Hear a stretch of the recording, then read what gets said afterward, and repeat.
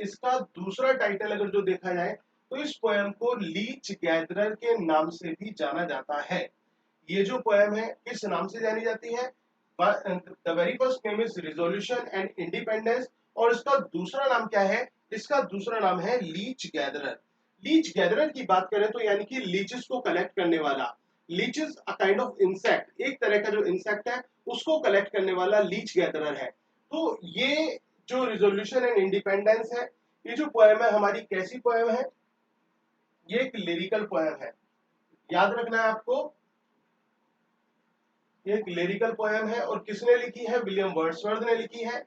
1802 में कंपोज हुई और 1807 में ये पब्लिश हुई। कब पब्लिश हुई है? 1807 में पब्लिश हुई। कहां पर? इन 2 वॉल्यूम्स में पब्लिश हुई थी। और इस पोएम में जो पोइट है उसका एनकाउंटर होता है, यानी कि उसकी मुलाकात होती है। और किससे मुलाकात होती है उसकी मुलाकात होती है लीच गैदरर से। एक लीच गैदरर है, उससे जो पोइट है उसकी मुलाकात यहाँ पर हमें देखने को मिलती है। जो पोइट है वो किससे मिलता है? एक लीच गैदरर से मिलता है। अब जैसा कि आप जानते हैं वर्ड्सवर्थ की जो पोएम्स हैं वो नेचर की पोएम्स होती हैं।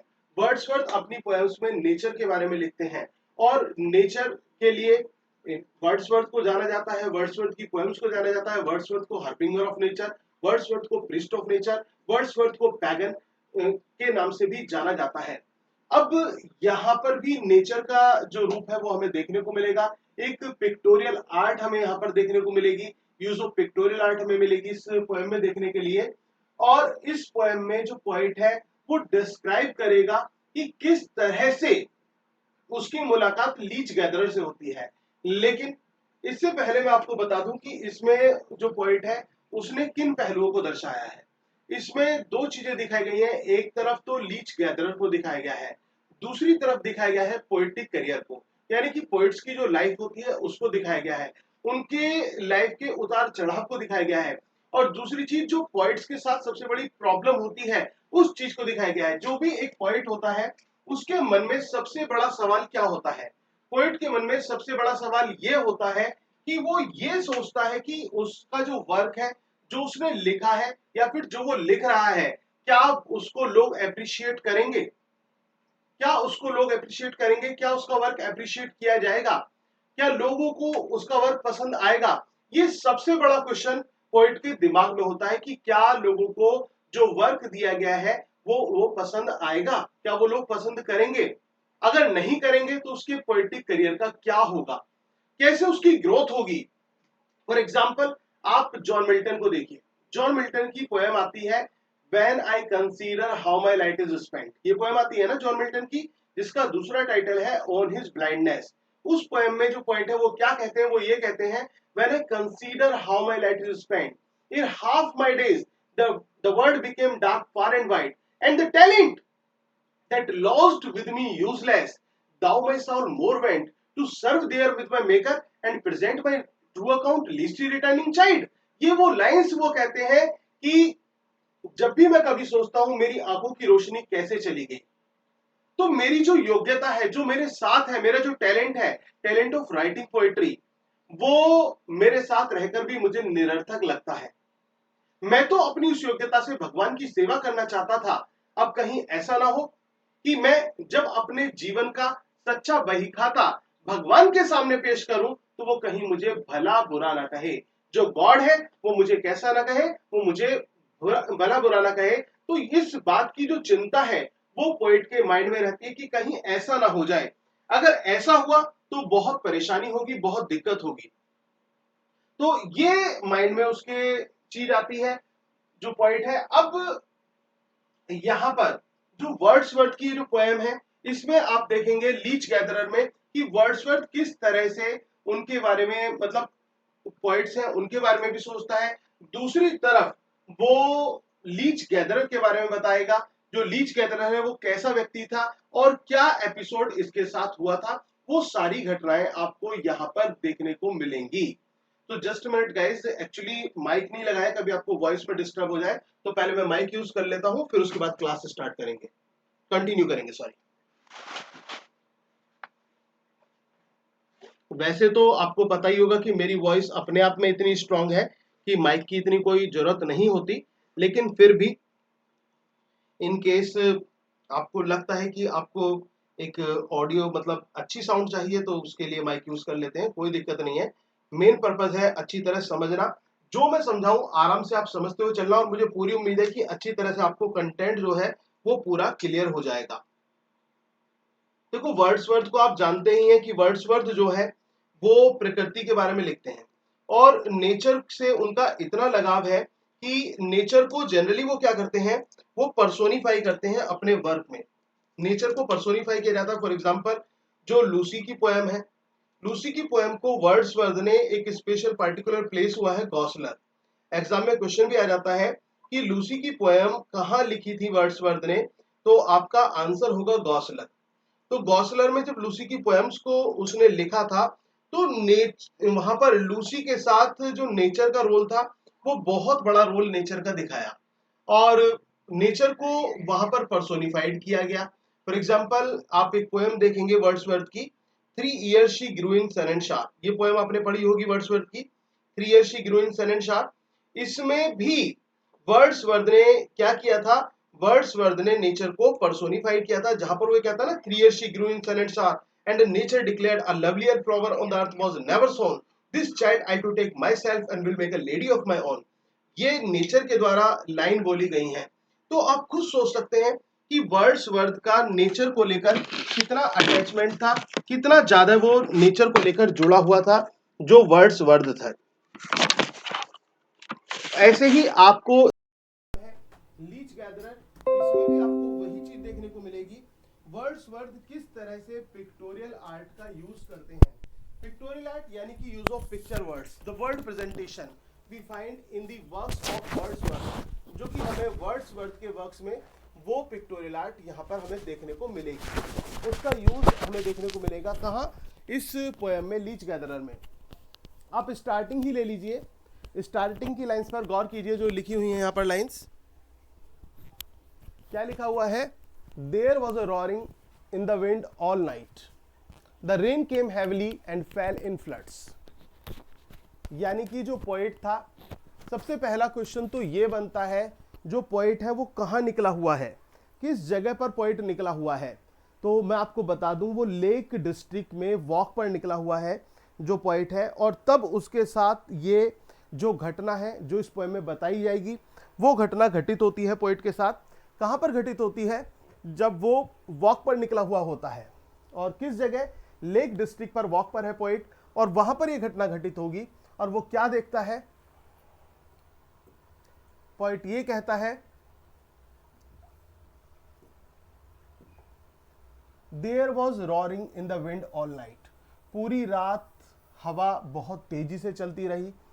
यानी कि जो रात थी उसमें तूफान आया। रात को क्या आया, रात के समय बहुत तेजी का तूफान आया। And the rain came heavily and fell in floods, और पूरी बारिश हुई, ठीक है। और स्थिति कैसी बन गई, बाढ़ की स्थिति बन गई, जैसे कि आजकल चल भी रही है।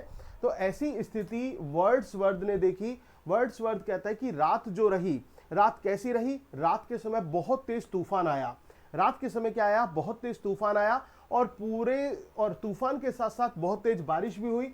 और जब वो बारिश हुई तो उससे स्थिति कैसी बन गई, उससे स्थिति तूफान की स्थिति बन गई, बहुत ज्यादा तूफान वाली जो कंडीशन थी वो यहां पर बन गई। But now the sun is rising calm and bright, लेकिन अब इस समय कैसा है, अब इस समय जो मौसम है वो काम एंड ब्राइट है, और सूरज जो है वो चमक रहा है। ये क्वेश्चन एग्जाम में पूछा जा सकता है कि in the initial part of the poem leech gatherer और the resolution and independence what type of weather was there, किस तरह का वेदर था। तो योर आंसर विल बी, आपका आंसर क्या होगा, it was winding and flood all around. तो बहुत तेज हवा चल रही थी, और क्या था, चारों तरफ मतलब बाढ़ की स्थिति थी। लेकिन उसके बाद क्या हुआ, अगले दिन नेक्स्ट डे मॉर्निंग में सूरज निकला, काम एंड ब्राइट जो है एटमॉस्फेयर हो गया, वेदर हो गया। ये चेंज हमें देखने को मिला। अब इसके बाद क्या है, जब ऐसा हुआ तो जो नेचर है या फिर नेचर की जो सोर्सेज हैं वो जागृत हो जाते हैं। The birds are singing in the distant woods, और जो पक्षी हैं वो क्या कर रहे हैं, वो सिंग कर रहे हैं, वो गाना गा रहे हैं। कहाँ, डिस्टेंट वुड में। पक्षियों को गाना गाते हुए देखा जा सकता है कहां पर? डिस्टेंट वुड में।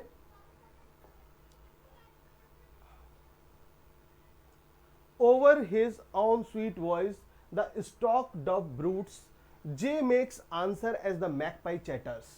कितनी अच्छी लाइन्स यहां पर दी गई हैं। इसके साथ साथ यहां पर यह कहा गया है कि सुंदर सी आवाज में, अपनी बहुत मधुर आवाज में जो डव है, जो डव नाम की एक चिड़िया होती है, बर्ड होती है, वो भी क्या कर रहा है? जो डव अपनी स्वीट आवाज से उसको पूरे के पूरे वातावरण को वो चहचहा रहा है, चहचहा रही है। और दूसरा मैकपाई एंड जे, ये दो बर्ड्स दिखाए गए हैं। Very first is J and second is magpie. जो मैकपाई और जे हैं, ये ऐसे लग रहे हैं पोएट को जैसे कि वो दोनों क्या कर रहे हो? वो आपस में बातें कर रहे हो। The jay makes answer as the magpie chatters, जैसे कि मैकपाई चैटर करती है वैसे ही जे उसका आंसर देती है। तो ये टू बर्ड्स जो हैं, ये क्या एक्चुअली में बात कर रहे थे? नहीं, ये पोएट की एक इमेजिनेशन हम कह सकते हैं, पोएट की एक फैंसी कह सकते हैं, जहां पर वो सोचता है कि ये दोनों आपस में क्या कर रहे हैं? बातें कर रहे हैं। And all the air is filled with the pleasant noise of water, और पूरी की पूरी जो हवा है वो किससे भरी हुई है? वो पानी के कलकल की बहुत मधुर आवाज से पूरी हवा भरी हुई है। तो ऐसा माहौल है, इतना अच्छा एटमॉस्फेयर है। आप स्टार्टिंग में देखिए क्या वो कहता है कि जो सन है वो तेजी से चमक रहा है, और जो चिड़िया है वो चहचहा रही हैं, और जो डव है, डव नाम की चिड़िया है, वो भी चहचहा रही है, और जे और मैकपाई आपस में बातें करते हुए प्रतीत हो रहे हैं। और जो हवा है उसमें पानी की, जो दूर पानी की कलकल की आवाज आ रही है दूर से, वो पानी के कलकल की आवाज उसमें सुनाई पड़ी, दिखाई दे रही है, मतलब सुनाई पड़ रही है। अब ये देखिए, all things that love the sun are out of doors, वो सारी चीजें जिन्हें दिन से लगाव होता है, जिन्हें सूरज से लगाव होता है, वो अपने अपने घरों से निकलकर बाहर आ चुकी हैं। The sky रिजॉइसेस in the mornings birth, और जो आकाश है वो भी बहुत खुश है। क्यों खुश है? क्योंकि मॉर्निंग है, मॉर्निंग बर्थ है, तो मॉर्निंग बर्थ के समय आकाश बहुत खुश दिखाई पड़ रहा है। The grass is bright with rain drops, और जो घास है उस पर रेन ड्रॉप्स पड़ी हुई हैं, बहुत सुंदर वो लग रही हैं। ऑन द मूर, यानी कि उस लनसम वाइल्ड पे, moor is the specific word generally used by the poet Wordsworth. Poet का फेवरेट वर्ड है मूर। मूर वो लनसम वाइल्ड के लिए यूज करते हैं, लॉनली प्लेसेस के लिए यूज करते हैं, जो मूर वर्ड है, और यहां पर भी उन्होंने ऐसे ही यूज किया है। देखिए, the hare is running races in her mirth, and with her feet she from the plashy earth raises a mist that glittering in the sun, runs with her all the way wherever she doth run। और इसके साथ साथ जो खरगोश है वो भी खुशी खुशी वहां पर जो है उछल कूद कर रहा है, भाग रहा है। और जो मिस्ट है, जो मिस्ट है, जो एक तरह की मिस्ट है, वो उस पर जब सूरज की किरणें पड़ रही हैं तो वो कैसी प्रतीत हो रही है? वो शाइनिंग प्रतीत हो रही है। अब ये तो उसने एक starting development of thought they दिया और एक बैकग्राउंड बता दिया कि स्थिति क्या है, कहां पर पोइट है। अब वो क्या कहता है? वो ये कहता है, I was a traveller then upon the moor. और उस समय जब ये सब कुछ घटित हो रहा था, जब ये सब कुछ मैंने देखा, तो मैं एक यात्री था, एक ट्रेवलर था। कहां पर? उस लनसम वाइल्ड पर, उस मूर पर मैं एक यात्री था। I saw the hare that raced about with joy, मैंने खरगोश को देखा जो आनंद के साथ दौड़ रहा था। I heard the woods the distant water roar, जो दूर से पानी के कलकल की जो आवाजें आ रही थी, उन आवाजों को मैंने सुना। और heard them not as happy as a boy, the pleasant season did my heart employ. और उस समय मुझे ऐसा फील हुआ जैसे कि मेरे बॉयहुड के डेज मेरे वापस आ चुके हों और मैं बहुत सुखद स्थिति में मैंने अपने आप को पाया।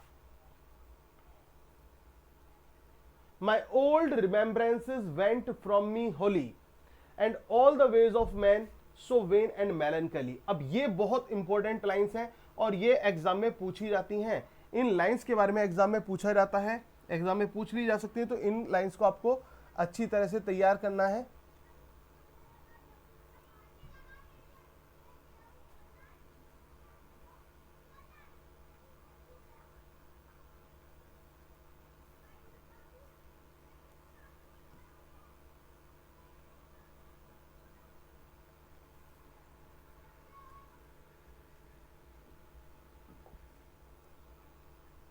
माई old remembrances went from me wholly, जो मेरी पुरानी यादें थी वो मेरे पास से बिल्कुल दूर चली गई।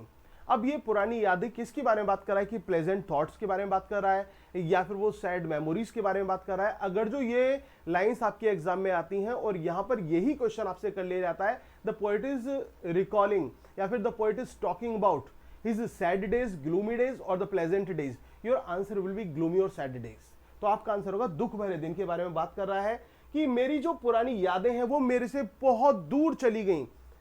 And all the ways of man so when and मेलनकली, और जो मानव का जो दर्द होता है वो सारी चीजें सब पीछे, मतलब वो भूल गया, उन चीजों को वो कहीं दूर छोड़ आया। वो ये बात कहता है कि वो सारी चीजें अब मेरे से क्या हुई, वो सब चीजें मेरे से दूर चली गई। इतना क्लियर हुआ? आगे बढ़ते हैं। देखो अच्छी तरह से समझोगे तो सब कुछ अच्छी तरह से समझ में आएगा और बहुत आसान हो जाएंगी पोएम्स को समझना। आपको करना क्या चाहिए, जब आप किसी पोएम को तैयार करें तो आपको उसका बैकग्राउंड पता होना चाहिए कि किस बारे में ये पोएम है, आपको उसके बारे में पता होना चाहिए, उसकी समराइज उसको पूरा तैयार करना चाहिए ताकि कोई सा भी क्वेश्चन एग्जाम में उस पोएम से आ जाए और आप उसका आसानी से आंसर दे दें। देखिए ये कितनी अच्छी लाइंस यहां पर दी गई हैं, बहुत इंपॉर्टेंट लाइंस हैं और बहुत ही अच्छी लाइंस हैं।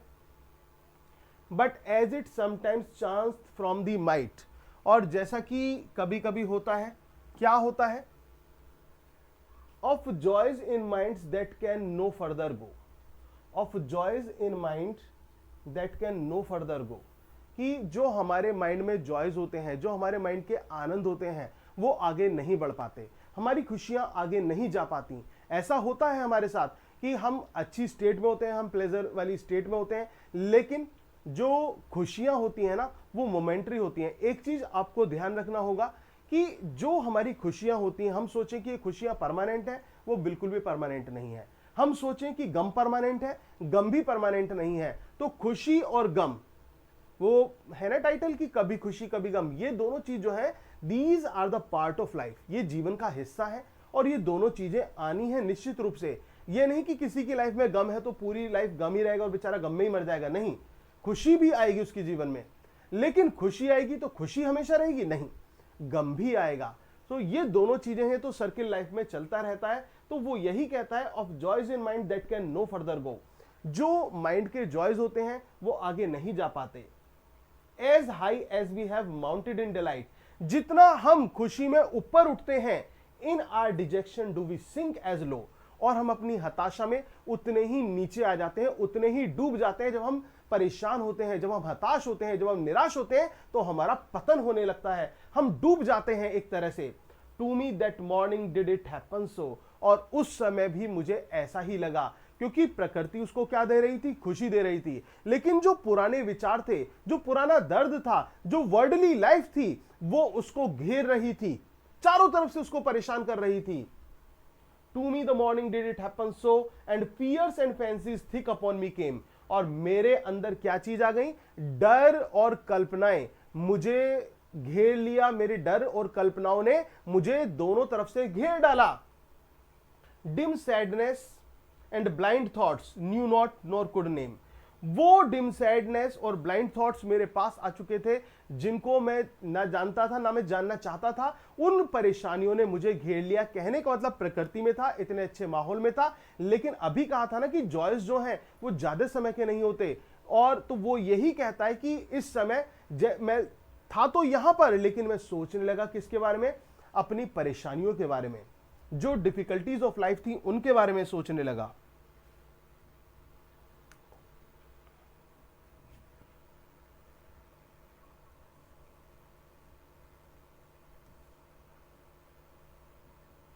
आई heard the skylark warbling in the sky, मैंने स्काई लार्क को वहां पर आकाश में तेजी से उड़ान खाते हुए और उसकी आवाज करते हुए जो है वहां पर सुना। आई बिथॉट मी ऑफ प्लेफुल हेयर, और मैंने खुद को ऐसा पाया जैसे कि एक खुशहाल खरगोश होता है ना, दौड़ता हुआ सा। Even such a happy child of earth am I, और मैंने अपने आप को कैसे देखा, देखो फिर से यहां पर जो बैक हो गया है, अभी ग्लूमी डेज में था लेकिन अब फिर खुद को कंट्रोल कर रहा है, नेचर के साथ अपने आप को जब वो मिंजल करता है तो वो अपने आप को देखता है कि वो बहुत अच्छा, एक ऐसा जैसे एक खुशहाल बच्चा होता है ना, उसकी तरह से, पृथ्वी पर जो सबसे खुशहाल बच्चा होता है उसकी तरह से उसने खुद को पाया। क्योंकि एक बच्चा जो होता है वो क्या करता है, वो नेचर के हर कोर्स को एंजॉय करता है, वो रेन को एंजॉय करता है, वो स्ट्रॉम को एंजॉय करता है, मतलब जो डिफिकल्टीज होती है ना, जो डिजास्टर्स होती हैं, उनको भी वो एंजॉय करता है। क्योंकि बच्चे की जो सोच होती है ना, वो प्रकृति के प्रति हम जैसी नहीं होती, वो बहुत अलग होती है, और उसको प्रकृति का हर तत्व क्या करता है, खुशी देता है। ऐसे ही यहां पर वो कहता है कि मुझे अपने आप को ऐसा लगा, even as this blissful creatures do I fare, from far from the world I walk and from all care. और बिल्कुल इन क्रिएचर्स की तरह मैं भी इस संसार से दूर निकलकर, किस संसार से, the world of materialistic life, the world of worldly pleasures, उससे दूर निकलकर मैं यहां पर आ चुका था। लेकिन अब डर किस बात का था, डर ये आगे यही था, बट देयर में कम अनोदर डे टू मी, आज तो मैं यहां पर हूं लेकिन कल तो मैं फिर वहीं जाऊंगा, और जब मैं कल वहां जाऊंगा तो मेरी स्थिति वही ना हो जाए, मेरे साथ वही दुर्गति ना हो जाए, इस बात को लेकर वो परेशान है। तो कहते हैं बट देयर में कम अनोदर डे टू मी, लेकिन एक दूसरा दिन भी मेरे लिए ऐसा आ सकता है, solitude, pain of heart, distress and poverty, जिसमें मुझे क्या चीज घेर ले, मैं अकेला सा रह जाऊं, मुझे दर्द होने लगे, मैं गरीबी में घिर जाऊं। My whole life I have lived in pleasant thought, लेकिन वो ये कहता है कि मैंने अपनी पूरी जिंदगी को कैसे गुजारा है, खुशहाल और प्लेजेंट थॉट के साथ गुजारा है। तो फिर परेशान क्यों है ये, परेशान है दूसरे पॉइंट्स को सोचकर, क्योंकि वो सोचता है चैटरटन के बारे में, वो सोचता है रॉबर्ट बर्न्स के बारे में। चैटरटन जिनकी बहुत अर्ली एज में डेथ हो गई थी, काफी कुछ उन्होंने लिखा, लेकिन उनको हमेशा यह लगा कि मुझे वो मुकाम नहीं मिला जो मुझे मिलना चाहिए, और ही कमिटेड सुसाइड, और उन्होंने सुसाइड कर लिया। ऐसे ही रॉबर्ट बर्न्स जो कि एक खुले दिल के खुशहाल व्यक्ति थे, खुश मिजाज व्यक्ति थे, उनकी भी जल्दी कम एज में उनकी डेथ हो गई थी। अब पोइट को चिंता सताती है इसको कि कहीं मेरा भी कल ऐसा ही ना हो, ये बात परेशान है। लेकिन वो क्या कहता है, as if life business were a summer mood, मैंने अपनी जिंदगी को प्लेजेंट थॉट के साथ जिया, और जैसे कि किस रूप में जिया, यहां पर देखना, ये बहुत इंपॉर्टेंट यहां पर जो फ्रेज दिया हुआ है, ये समर मूड। समर मूड का मीनिंग पूछ लेते हैं। समर मूड क्या होता है, समर मूड यानी कि प्लेजेंट डेज ऑफ लाइफ। क्योंकि समर को इंग्लिश लिटरेचर में आपने देखा हो तो समर को सैड डेज से कंपेयर किया गया है, समर को द डेज ऑफ डिजेक्शन के रूप में दिखाया गया है, और जबकि दूसरी तरफ जो विंटर्स हैं उनको क्रूअल डेज के रूप में दिखाया गया है। ठीक है ना, समर्स को, सॉरी मैं ये it was just a slip of mind, summers को जो डिलाइटफुल डेज के रूप में दिखाया गया है, समर्स को डेज ऑफ जॉयस के रूप में दिखाया गया है, और जबकि जो विंटर्स हैं उनको क्रूअल और डिजेक्टेड डेज के रूप में रिप्रेजेंट किया गया है लिटरेचर में। आपने पीबी शैली की वो लाइंस पढ़ी होंगी, if winter comes can spring be far behind, ये इसी बात को तो लेकर है कि अगर सर्दियां आती हैं तो क्या बसंत पीछे रह जाएगा, यानी कि क्रूअल डेज आते हैं तो अच्छे दिन भी तो आएंगे ना।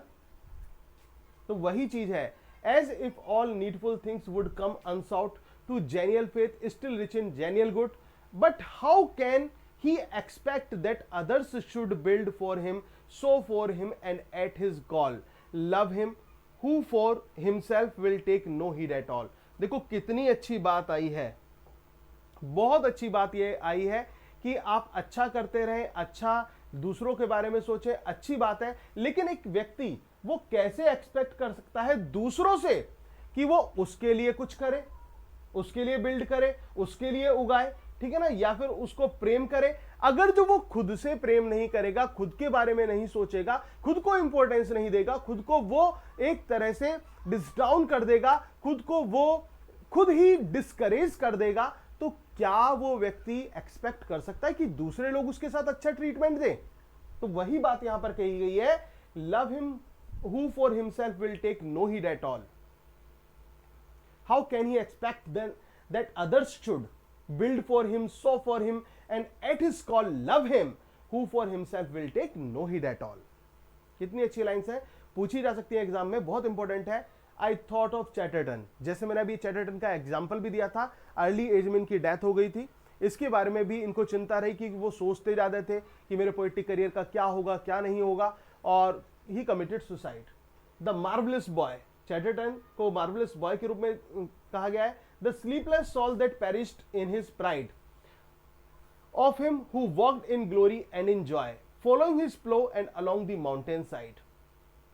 और वो व्यक्ति कैसे मारा गया? अपने प्राइड में, अपने गर्व में, अपने प्राइड की वजह से उसकी क्या हो गई? उसकी मृत्यु हो गई और उसकी डेथ हो गई, और आज वो जो है हेवन में है।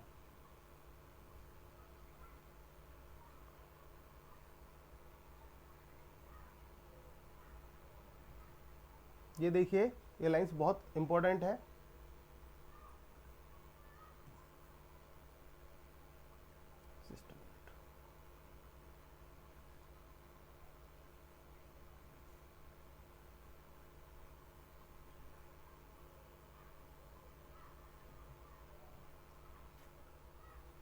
देखिएगा, by our spirit on spirit we are deified we poets in our youth begin in gladness. हम खुद जो पोइट्स हैं कैसे स्टार्ट करते हैं अपनी जीवन को, किस तरह से स्टार्ट करते हैं, ये एग्जाम में पूछा सकता है। We poet in our youth begin in gladness. जो कोई पोइट होता है, राइटर होता है, अपने जीवन, अपने पोइटिक करियर की स्टार्टिंग कैसे करता है? ग्लैडनेस के साथ करता है, यानी कि खुशी के साथ करता है। But therefore come in the end despondency and madness, और लेकिन अंत में वो निराशा और पागलपन का शिकार बन जाता है। अंत में यही उसके साथ होता है। और फिर उसके बाद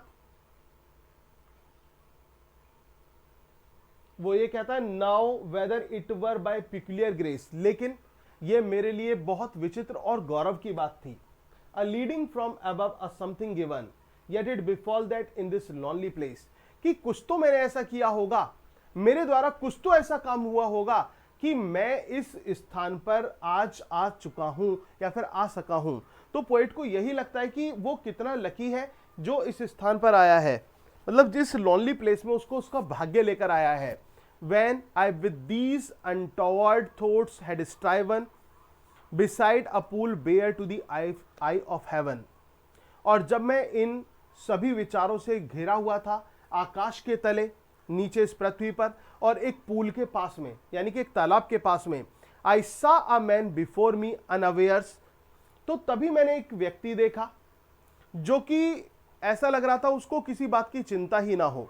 The oldest man he seemed that ever wore grey hairs, और मुझे वो व्यक्ति ऐसा लगा जैसे मानो इस पृथ्वी पर वो सबसे बूढ़ा व्यक्ति हो, सबसे बूढ़ा व्यक्ति मुझे वो दिखाई पड़ा। इसके अलावा जिसके सफेद बाल थे, as a huge stone is sometimes seen to lie couched on the bald top of eminence, जैसे कि कभी कभी एक पत्थर पर, एक पत्थर होता है, बड़ा सा पत्थर है, ठीक है ना, बड़ा सा पहाड़ है, उसके ऊपर एक टॉप पर एक बड़ा सा स्टोन हमें देखने को मिलता है।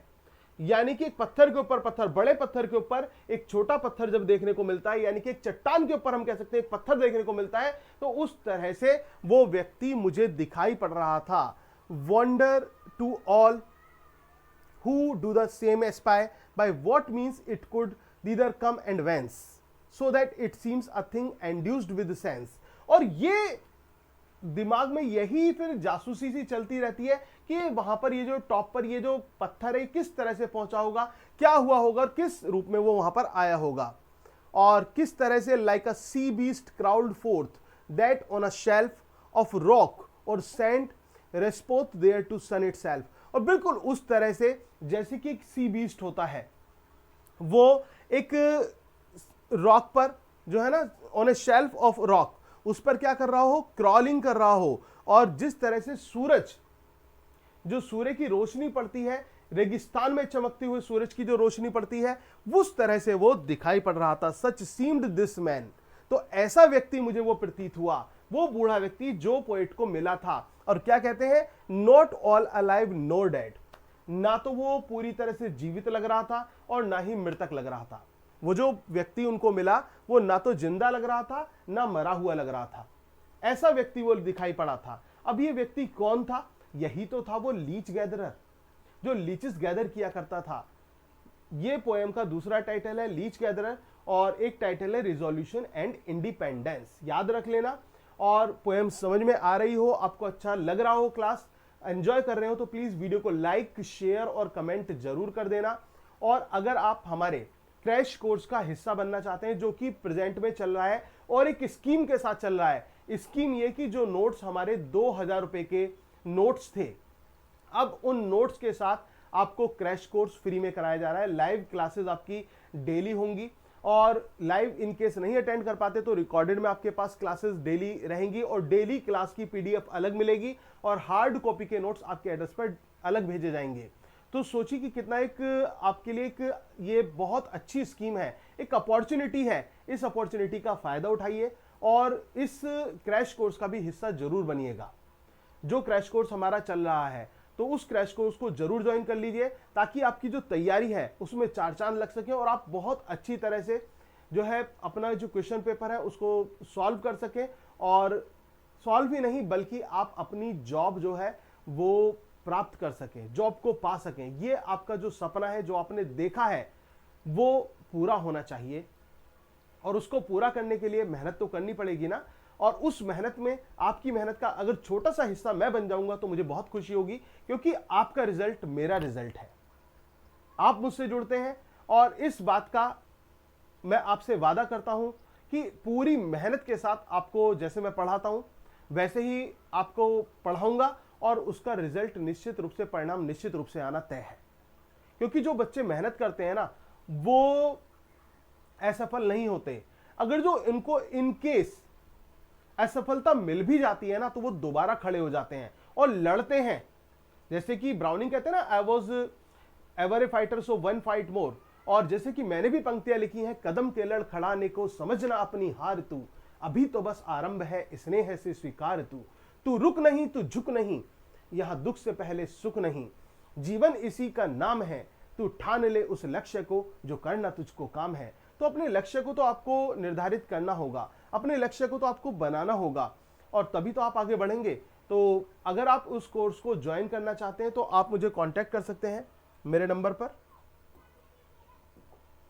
मैं नंबर मेंशन कर देता हूं 9756055255। इस नंबर पर आप मुझे कॉल कीजिए, ठीक है, या फिर व्हाट्सएप कर सकते हैं, कॉल कर सकते हैं। तो आपको जो कोर्स को कैसे परचेज करना है आपको सारी डिटेल मिल जाएगी। तो आप मुझे कॉल कीजिए इस नंबर पर और कोर्स का हिस्सा बन जाइए। और इसमें आप ये समझिए कि चाहे आप क्रैश कोर्स ज्वाइन कर रहे हैं तो आपको नोट्स मिल रहे हैं, नोट्स परचेज कर रहे हैं तो आपको क्रैश कोर्स मिल रहा है। तो कुल मिलाकर कुछ भी आप लेते हैं तो आपको दोनों चीज मिल रही हैं। तो ये आपके लिए एक डबल धमाका, एक डबल अपॉर्चुनिटी है जिसको आपको मैं कहता हूं कि जरूर ज्वाइन करना चाहिए। एक रीजनेबल फी में है ये।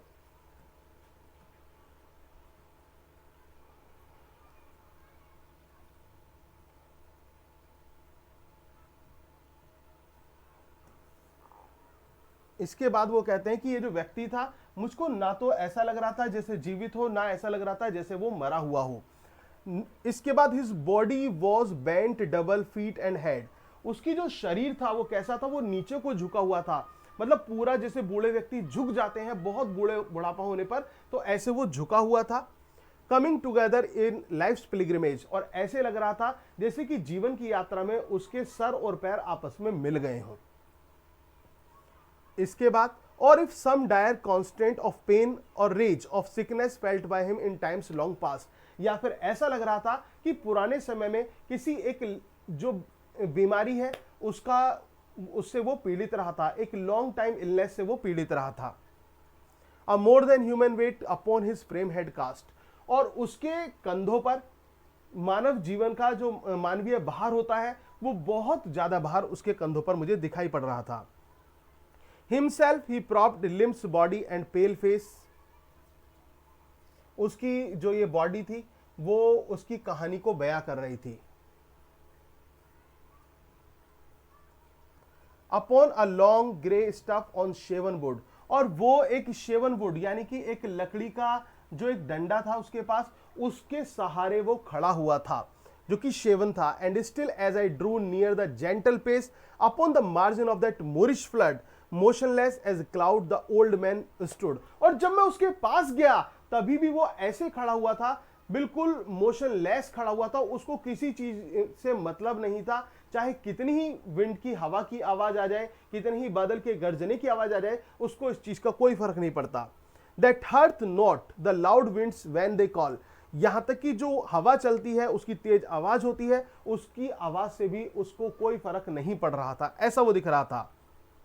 And moved all together if it moved at all. At length himself unsetting, he the pond stirred with his stuff and fixedly did look upon the muddy water which he conned as if he had been reading a book। और वो उस समय pond के पास में muddy water को अपने डंडे को साथ में लिए ऐसे टकटकी लगाए देख रहा था जैसे कि कोई व्यक्ति किताब पढ़ रहा हो, ऐसा वो दिखाई पड़ रहा था। And now a stranger's privilege I took, और मैं एक स्ट्रेंजर था, अननोन पर्सन था, तो वो स्ट्रेंजर होने का सौभाग्य मुझे प्राप्त हुआ, मुझे वो प्रिविलेज मिला कि मैं एक स्ट्रेंजर था। And drawing to his side to him did say this morning gives us promise of a glorious day, और तब मैंने उसकी तरफ को गया और कहा कि ये जो मॉर्निंग है ये हमें प्रॉमिस करती है ग्लोरियस डे का, एक गौरवशाली दिन का एहसास ये मॉर्निंग हमें दिलाती है। तो ये लाइन बहुत इंपॉर्टेंट है, एग्जाम में पूछी जा सकती है, तो इसको अच्छी तरह से तैयार करना है। A gentle answer did the old man make, और तो उस बूढ़े व्यक्ति ने एक जेंटल आंसर दिया। क्या कहा बूढ़े व्यक्ति ने? In courteous speech which forth he slowly drew and him with further words I thus bespake, what occupations do you there pursue, this is a lonesome place for one like you. और फिर मैंने उससे पूछा, भाई तुम काम क्या करते हो, ये तो बहुत सुनसान स्थान है, तुम काम क्या करते हो? Ere he replied, a flash of mild surprise broke from the sable orbs his yet vivid eyes। और फिर उसने एक सरप्राइज के साथ, आश्चर्यजनक होकर उत्तर दिया, विविड आइज के साथ। हिज वर्ड्स केम फीबली, उसके जो वर्ड्स थे, जैसे बूढ़े व्यक्ति बोलते हैं, कपकपी सी आती है, कंपन सी उनकी आवाज में उठती है, तो फीबली वॉइस उसको बोलते हैं, जो कंपन वाली आवाज होती है। तो वो फीबली वॉइस के साथ, फीबल चेस्ट को लेकर वो बोलता है, but each in solemn order followed each, एक एक वर्ड को धीरे धीरे से फॉलो करते हुए नजर आते हैं, जैसे वो बोल रहा था, with something of A Lofty utterance dressed, लॉफ्टीनेस के साथ उसके वर्ड्स आगे बढ़ रहे थे। Choice word and measured phrase above the reach of ordinary man, देखो कितनी अच्छी बात कही है कि चॉइस वर्ड यानी कि सिलेक्शन ऑफ वर्ड्स दिखाई पड़ रहा था, चुनिंदा शब्दों का वो यूज कर रहा था, वो जो ओल्ड मैन था, और ऐसे शब्दों का चयन उसके द्वारा हो रहा था जो कि साधारण लोगों की पहुंच से कहीं दूर हो, ऐसे शब्द दिखाई पड़ रहे थे। A stately speech such as grave livers do in the Scotland use, और स्टेटली स्पीच लग रही थी, यानी कि ऐसी स्पीच लग रही थी जैसे कि राजनेता यूज करते हैं, जैसे मिनिस्टर्स यूज करते हैं, या फिर लीवर ऑफ स्कॉटलैंड यूज करते हैं, जो रिलीजियस पीपल हैं वो यूज करते हैं, ऐसे उसके वर्ड्स दिखाई पड़ रहे थे। आई होप कि समझ में आया होगा। समझ में आ रहा हो, क्लास अच्छी लग रही हो तो प्लीज वीडियो को लाइक जरूर करें, ज्यादा से ज्यादा शेयर करें। Religious man who give to God and make their dues, ये मैं आपको बता चुका हूं। He told that to these waters he had come to gather leeches being old and poor, देखो ये लाइंस इंपॉर्टेंट है। अब वो आंसर देता है कि वो इस पॉन्ड पर आया है, क्यों आया है? टू गैदर लीचेस, किस चीज के लिए? लीचेस को कलेक्ट करने के लिए, बीइंग ओल्ड एंड पुअर, क्योंकि वो कैसा है? वो ओल्ड एंड पुअर है, वो बेचारा बूढ़ा है, गरीब है, तो क्या कलेक्ट करने आया है? लीचेस को कलेक्ट करने आया है। Employment hazardous and wearisome and he had many hardship to endure, एक ऐसा काम जिसके में बहुत मेहनत चाहिए, जिसमें थकावट हो जाती है और बहुत मेहनत चाहिए उसको बियर करने के लिए, एंड्योर मतलब बियर करने के लिए। From pond to pond he roamed from moor to moor, और ऐसा नहीं कि एक तालाब में उसकी जो चॉइस है वो पूरी हो जाएगी या फिर उसको जो लीचेस है वो मिल जाएंगी, उसको क्या करना पड़ता है? पॉन्ड टू पॉन्ड जाना पड़ता है, घूमना पड़ता है, मूर टू मूर घूमना पड़ता है। Housing with God's good help by choicing to chance and in this way he gain and honest maintenance, और इस तरह से वो अपने काम को आगे बढ़ाते हुए एक ऑनेस्ट मेंटेनेंस रखता है। और एक चीज और ध्यान रखनी है आपको कि ये जो वेदर था, ये भी क्वेश्चन पूछ लिया जाता है कि जो ये वेदर था was that a suitable weather to gather leeches, क्या वो लीचेस को गैदर करने के लिए बहुत एक सुटेबल वेदर था? तो आपका आंसर होगा नो, वो सुटेबल वेदर नहीं था। कैसा वेदर नहीं था? सुटेबल वेदर नहीं था। The water of the pools where they abide, once I could meet with them on every side, but they have dwindled long by slow decay. देखो ये वो आंसर देता है कि पहले वो देखा जा सकता था उनको, लेकिन अब वो चीज अब धुंधली पड़ चुकी है और वो अब नष्ट हो चुकी, मतलब यहां पर दिखाई नहीं दे रही हैं। Yet still I preserve and find them where I may, लेकिन फिर भी मैं उनको गैदर करता हूं, जहां भी मुझे मिल जाती हैं मैं उन लीचीज को पकड़ लेता हूं और गैदर करता हूं। वाइल ही वॉज टॉकिंग दस द लॉनली प्लेस, और वो जिस तरह से उस लॉनली प्लेस पर बातें कर रहा था, the old man's shape and speech all troubled me, उसको देखकर मैं परेशान सा हो गया, बिल्कुल उस तरह से जैसे कि राइम ऑफ एंशिएंट मैरिनर में कॉलेज ने डिस्क्राइब किया है, और वो जो वेडिंग गेस्ट है ना वो डर जाता है ओल्ड मैरिनर से, उस तरह से ये डर गया उसे देखकर। In my mind's eyes I seemed to see him pace about the very moors continuously, और मैं देख रहा था उसको continuously wandering about a lone and silently while I these thoughts within myself pursued, he having made a pause, the same discourse renewed।